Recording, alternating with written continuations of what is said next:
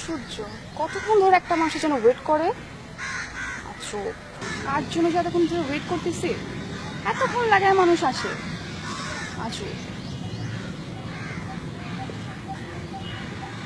Sorry, অনেক বেশি রাগ রাগ করে থাইকো না, কথা বলো। রায়হান, কি এগুলা? আমি কতক্ষণ ধরে একটা মেয়ে এখানে ওয়েট করতেছি, তোমার এই সেন্সটা নাই যেখানে কতক্ষণ ধরে আমি ওয়েট করতেছি একা একা? সত্যি কথা বলতে মাত্র অতিরিক্ত জ্যাম ছিল, বিশ্বাস করো।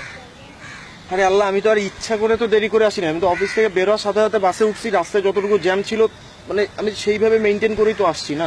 আমি তো আর ইচ্ছা করে দেরি করিনি। আগে তো তুমি এমন ছিলে না রায়হান, এখন কেন তাহলে?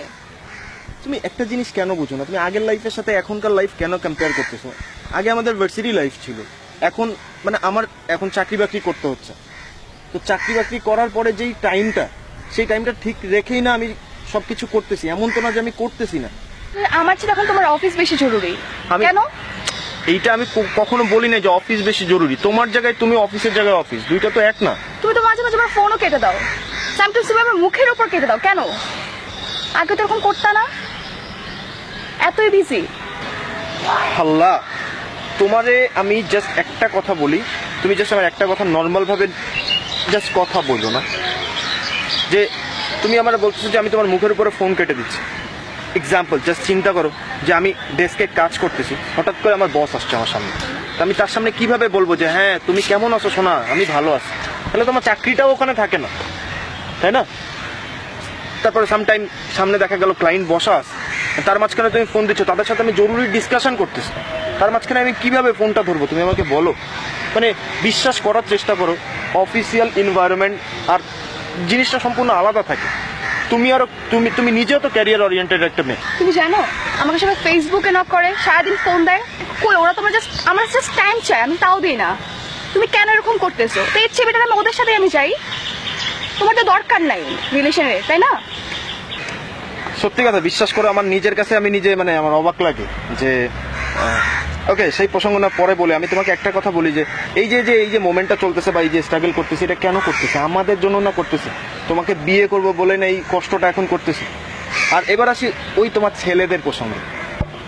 আচ্ছা, আমার এই ছেলেদের নিয়ে আমার একটা জিনিস আমার আল্লাহর কাছে মানে আমার মানে জোর দাবি, ব্যক্তিগত অভিমত, যে এই যে মানুষের গার্লফ্রেন্ডের দিকে যে তাকানো, মানে মনে হয় যে তার বয়ফ্রেন্ড দুনিয়ায় কিছু পারে না, ওই মায়ের বয়ফ্রেন্ড সেই একাই হিরো। ও যেদিন বিয়ে করবো, ওই পোলারা যেদিন বিয়ে করবো, ওকেও তো গার্লফ্রেন্ড হইব, ওকে তো বউ হইব, তখন কি হইব? অন্য পোলারা চান্স লইব না? হ্যাঁ আল্লাহ, মানুষের দিকে তাকানোর দরকার নেই, মানুষের চিন্তা করার দরকার নেই। আমি তো আর চলে যাইতেছি না। আর এমনি রাগ করে কত সময় বসে থাকবো? আমার একটু বলবা। এই যে মেয়ে, কথা বলো না কেন? একটু আসিয়া দাও। পুরি চুপ করিয়া বসিয়া আছো কেন? মাত মাতো না কেন? আচ্ছা হইছে তো, বুঝছি ভালো লাগে না এভাবে ওয়েট করতে। আর হেইয়া ফার্স্ট ক্লাস কথাবার্তা বলো কোন কারণে? তা আমি কি এখন কি যৌতুক হিসেবে কি চাইবো যে একটা প্লেন আমাকে দিয়ে দাম উঠতে উঠতে চলিয়ে আসবো, নাকি ছাপ বানিয়ে দেবা তল দিয়ে চলিয়ে আসবো? এই রাস্তাঘাটে আইতে কি জাম খায় না? মানে সব রেডিমেড না? আর ছেলেপেলেরা চান্স দিও না, বুঝছো? ভাই ভাই আমাদেরও মার্কেট ভ্যালু কিন্তু ভালো, খারাপ না, ঠিক আছে? আসো কি লেগা যাইবা যাইবা।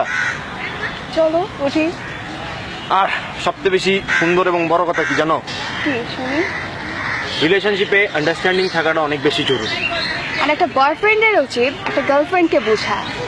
আর গার্লফ্রেন্ডেরও উচিত যে বয়ফ্রেন্ডের ঠিকঠাক মতো বোঝা, এসে অফিসে আছে কি করতেছে না করতেছে, তা না আমার পিছনে অন্য ছেলেরা ঘুরে। তুমি আমাকে বোঝো না, ঠিক মতো টাইমও দাও না। ওকে, তোমার বলছে ঠিক মতো টাইম দেয় না? হ্যাঁ তুমি দাও না।